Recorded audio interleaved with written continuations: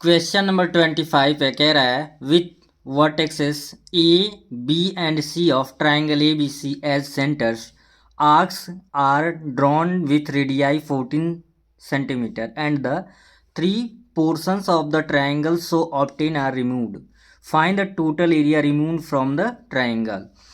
कह रहा है कि एक ट्राइंगल है, ट्राइंगल के तीनों वर्टेक्सेस से 40 सेंटीमीटर का रेडियस लेके आर्क बनाया जा रहा है। उस ट्रायंगल से कितना एरिया रिमूव हुआ है वो बताना है।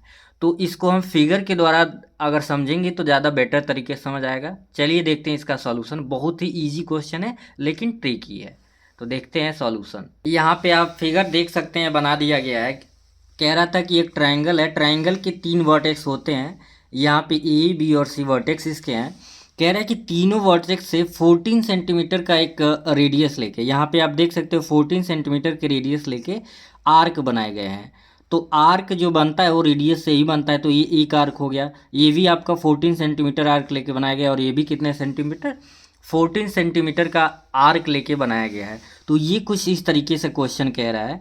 तो अब आप ध्यान से देखेंगे, ट्रायंगल के तीनों वर्टेक्स को लेके 14 सेंटीमीटर का आर्क बना दिया गया, ठीक है।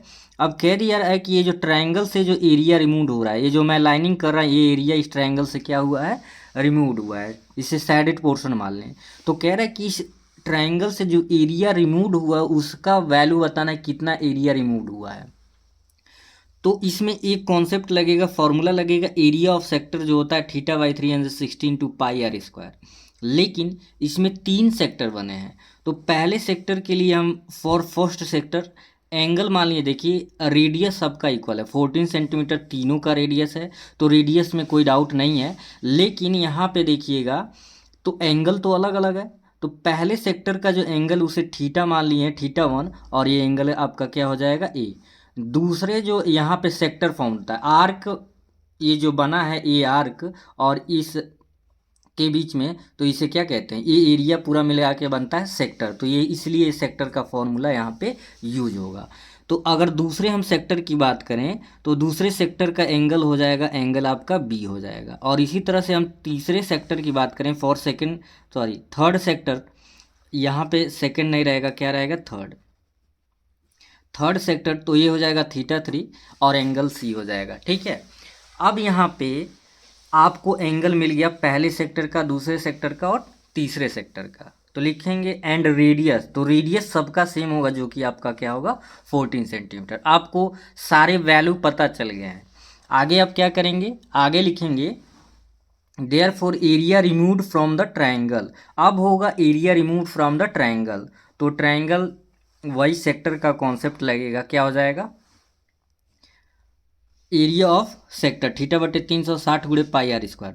तो पाई आर स्क्वायर तो तीनों में सेम होगा। पहले में लिखेंगे θ1/360 pi r square plus θ2/360 pi r two square plus θ3/360 pi r square. क्योंकि आर सेम है इसलिए सब में आर ही लिए हैं। अब देखिए pi r square pi r square pi r square तीनों में कॉमन है, तो पाई आर स्क्वायर ले लिए। θ1 है एंगल ए, θ2 है एंगल बी, θ3 है एंगल आपका सी, ठीक है। अब यहाँ से अगर आप ध्यान दें तो डिनोमिनेटर सेम है, डिनोमिनेटर 360 है। तो इस तरह से pi r square equal to angle A plus angle B plus angle C by कितना हो जाएगा, 360। अब चूंकि ये ट्रायंगल है, ट्रायंगल ए बी सी है, और ट्रायंगल के तीनों इंटीरियर एंगल का सम कितना होता है, 180 होता है। तो बस यही कॉन्सेप्ट यहाँ पे लगा देंगे, angle A plus angle B plus angle C की जगह पे 180, पाई की वैल्यू 22/7, रेडियस 14 है, चूंकि स्क्वायर है तो 14 इंटू 14, 7 से इसको कैंसिल आउट कर दिया गया। ध्यान से देखेंगे, 7 से काट देंगे यानी 7 2 ज़ा 14, और 22 का 2 में गुणा कर दिए हैं, मतलब 22 का 2 में, तो 44 हो गया है। 44 और इंटू में आपका यहाँ पे क्या है, 14। 180 में 180/360 है तो 1, और यहाँ कितनी बार में 180 दूना 360 यानी 2 टाइम में हो जाएगा। तो 1/2, 2 से फिर काट देंगे 7 हो जाएगा। 44 का 7 में मल्टीप्लाई करेंगे 300, और चूंकि मेजरमेंट सेंटीमीटर में है तो ये हो जाएगा सेंटीमीटर स्क्वायर। क्वेश्चन छोटा सा था लेकिन लॉजिकल था, एग्जाम में पूछा जा सकता है, क्योंकि मॉडल पेपर भी चल रहा है।